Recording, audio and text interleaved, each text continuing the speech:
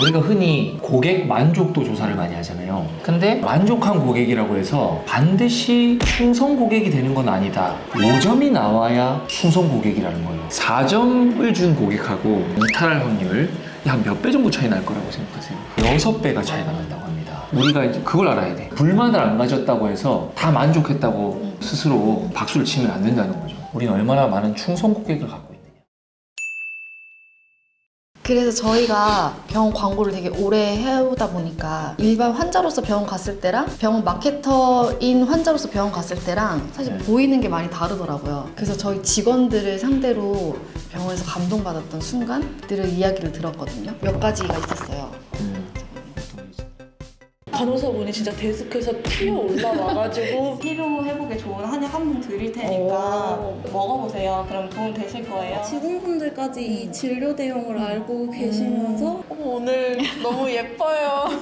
그렇게 되게 호의적인 표현을 해주셨을 때 왜냐면 일반 그냥 환자로 갔을 때는 신경을 안 썼는데 병원 마케팅 하다 보니까 그런 게 눈에 보인다고 하더라고요. 근데 저희 직원이 병원을 갔는데 좀 나이 드신 분이 들어오고 계셨대요. 근데 자동문 이렇게 딱 열고 열릴 때 이제 휠체어 끌고 이제 이러면서 들어오는데 그 순간에 좀 더디잖아요. 근데 직원분이 데스크에서 막 튀어나오듯이 나와갖고 이게 어르신을 일단 부축해줬다는 그런 거에 이제 너무 감동을 받았다 이런 것도 있었고. 어디 병원인가요? 거기까지는 모르겠습니다. 그리고 또 한 곳은 친구 물리치료 받으려고 같이 갔는데 1시간 정도 기다렸었나 봐요. 근데 거기 직원분이 갈 때 기다리시느라 수고했다고 하면서 피로에 좋은 한약을 한 봉 주셨다고. 그래서 이런 순간들 때문에 되게 기억에 남는다고 하더라고요. 한의원이었겠네, 또. 네, 거기는 한의원이었어요. 이런 순간들과 함께 저희가 이제 불만족스러운 이야기도 같이 했었는데 네네. 이런 거에 대해서도 이제 대표님이 하실 말씀이 있으시잖아요. 아까 전에 그 되게 중요한 이야기를 했잖아요. 근데 사실 제일 힘 빠질 수가 있는 게 뭐냐면 아까 호텔 그 얘기를 해보면은 정말 좋은 서비스예요.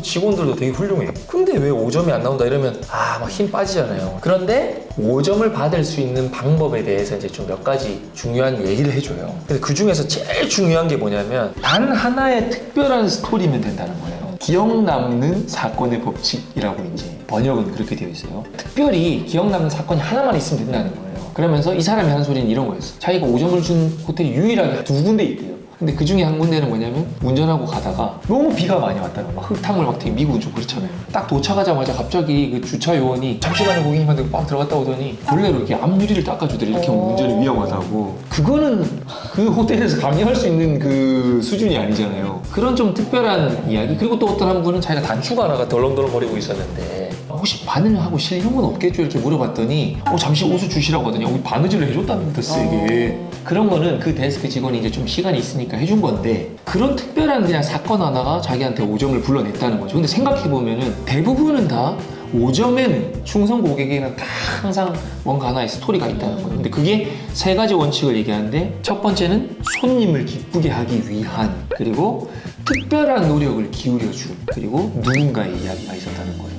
그래서 병원에서 그런 것들을 좀 체크하기 가장 좋은 질문에 대한 힌트를 줘요. 여기서 좀 맞는 것 같은 게 갤럽하고 프레스게니에서 수많은 조사를 했는데 가장 충성도와 관련 있는 2개의 질문을 찾아냈다고 해요. 그게 뭐였냐면 간호사들이 관심과 동정을 보여주었나요? 이게 높을수록 충성 고객이 일 비율이 높았다는 거고요. 첫 번째는. 그 다음에 또 하나는 직원들이 당신의 필요를 미리 알았나요? 한번 생각해보면은, 물론 이거는 분과마다 좀 다를 수 있습니다. 입원하고 뭐 이런 병원이라면 정말 해당될 거예요. 필요를 미리 안다는 것은 굉장히 자세하게 보고 하면서 막 미리 갖다 준다는 거잖아요. 내가 말 안 했는데. 이 2 질문으로 한번 추적해서 체크해볼 필요가 있지 않나 생각이 듭니다. 그리고 하나 덤으로 좀 말씀드리자면 그냥 알아서 해주면 안 돼요. 이게 되게 중요한 포인트인데 알아서 그냥 다 조용히 말 안 하고 해주면 안 돼요. 왜냐면 환자는 몰라.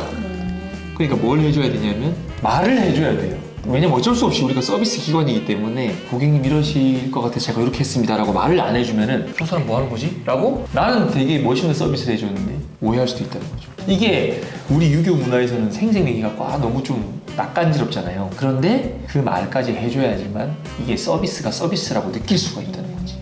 사실 정답이 없다고 하거든요, 이 책에서도. 저희도 그렇습니다. 고객 매우 만족을 위해 이렇게 하겠습니다. 네. 감사합니다. 네네, 감사합니다. 오늘 여기까지 하겠습니다.